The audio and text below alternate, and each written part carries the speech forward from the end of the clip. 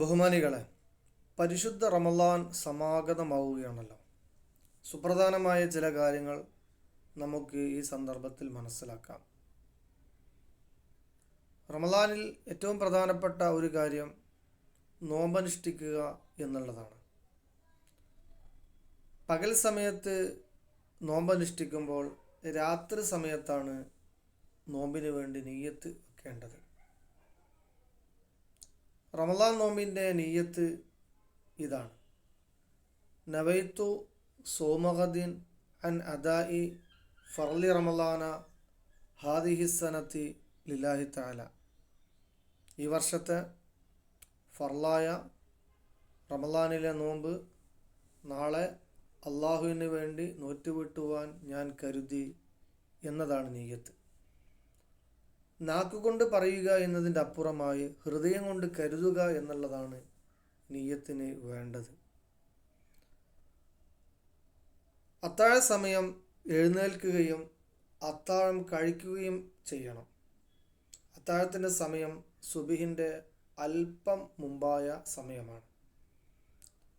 അത്താഴ ശേഷം അല്ലാഹുമ്മ തഖബ്ബൽ മിന്നി അസ്സിയാമ വഗ്ഫിർലി ഫീഹി വബാരിക് ലി ഫീഹി വസിദ്നി ഇൽമ എന്ന പ്രാർത്ഥന നടത്തൽ സുന്നത്താണ്.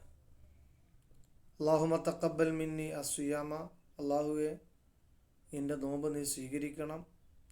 വഗ്ഫിർ ലി ഫീഹി, എനിക്ക് നീ പുറത്തു തരണം. വബാരിക് ലി ഫീഹി, എനിക്ക് നീ ബർക്കത്ത് ചൊരിയണം.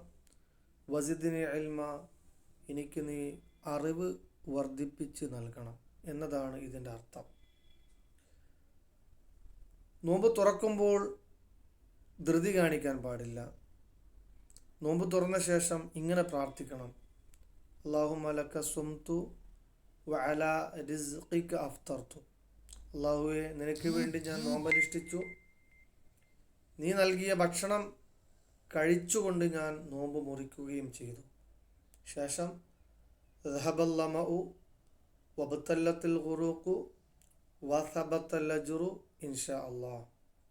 എൻ്റെ ദാഹവും വിശപ്പുമൊക്കെ പോയി, എൻ്റെ നാഡീ ഞരമ്പുകളൊക്കെ നനഞ്ഞു, അള്ളാഹുവിൻ്റെ പക്കൽ എൻ്റെ കൂലി സ്ഥിരപ്പെട്ടു എന്നതാണ് ഈ പ്രാർത്ഥനയുടെ അർത്ഥം.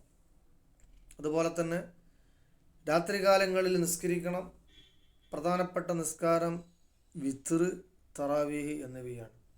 വിത്റിൻ്റെ ശേഷം സുബ്ഹാനൽ മലിക്കിൽ ഖുദ്ദൂസ്, സുബ്ഹാനൽ മലിക്കിൽ ഖുദ്ദൂസ്, സുബ്ഹാനൽ മലിക്കിൽ ഖുദ്ദൂസ് എന്ന ദിക്ർ ചൊല്ലൽ 3 തവണ ചൊല്ലൽ സുന്നത്തുള്ള കാര്യമാണ്. പിന്നീട്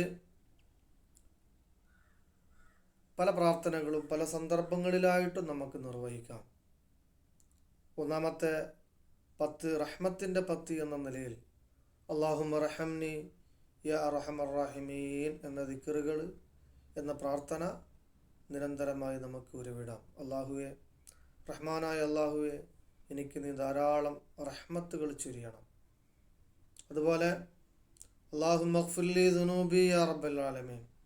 രണ്ടാമത്തെ 10 വിശേഷിപ്പിക്കുന്നത് മഗ്ഫിറത്തിൻ്റെ 10 പാപമോചനത്തിൻ്റെ 10. അതുകൊണ്ട് തന്നെ രണ്ടാമത്തെ 10 രാവിലും പകലിലുമൊക്കെ അല്ലാഹുമ്മ ഗ്ഫിർലി ദുനൂബി യാ റബ്ബൽ ആലമീൻ, ലോകരക്ഷിതാവായ അല്ലാഹുവേ, എൻ്റെ പാപങ്ങൾ നീ പൊറുക്കണമേ എന്ന പ്രാർത്ഥന നമുക്ക് നടത്താവുന്നതാണ്. മൂന്നാമത്തെ 10 കുറിച്ച് മഗ്ഫിറത്തിൻ്റെയും റഹ്മത്തിൻ്റെയും 10 ശേഷം ഇത്ഖു മിനന്നാറിൻ്റെ 10 പരിചയപ്പെടുത്തപ്പെടുന്നത്, നരകമോചനത്തിൻ്റെ 10. അതുകൊണ്ട് ആ 10 ദിവസങ്ങളിലായി അല്ലാഹുമ്മ ഇത്ഖിനി മിനന്നാർ വഅദ്ഖിൽനിൽ ജന്നത യാ റബ്ബൽ ആലമീൻ എന്ന പ്രാർത്ഥന നമുക്ക് നിർവഹിക്കാവുന്നതാണ്. അല്ലാഹുവേ, നരകത്തിൽ നിന്ന് എന്നെ മോചിപ്പിച്ച് സ്വർഗത്തിലേക്ക് പ്രവേശിപ്പിക്കണം എന്ന പ്രാർത്ഥന. അതുപോലെ തന്നെ പൊതുവായി അഷ്ഹദു അല്ലാ ഇലാഹ ഇല്ലല്ലാഹ് അസ്തഗ്ഫിറുല്ലാഹ് അസ്അലുകൽ ജന്നത വ അഊദു ബിക മിനന്നാർ എന്ന പ്രാർത്ഥന നമുക്ക് എല്ലാ സന്ദർഭങ്ങളിലും എല്ലാ സമയങ്ങളിലും നിർവഹിക്കാവുന്നതാണ്. അല്ലാഹു തആല തൗഫീഖ് ചെയ്യുമാറാവട്ടെ.